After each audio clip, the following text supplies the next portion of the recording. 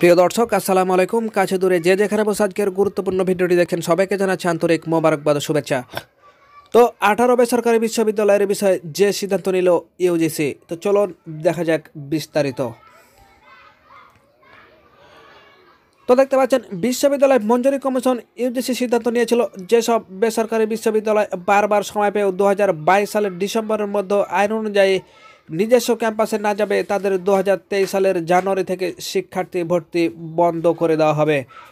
বছর শেষে পরিস্থিতি পর্যালোচনা করে 12টি বিশ্ববিদ্যালয়কে 3 থেকে 6 মাস সময় দিয়েছে ইউজিসি। 4টি বিশ্ববিদ্যালয়ে শিক্ষার্থী ভর্তি বন্ধ করা হয়েছে, আর 2টি বিশ্ববিদ্যালয় স্থায়ী ক্যাম্পাস ছাড়া অন্য কোথাও অস্থায়ী ক্যাম্পাস শিক্ষার্থী ভর্তি করতে পারবে না। ইউজিসি দিন কয়েক আগে এমন সিদ্ধান্ত নিয়েছে।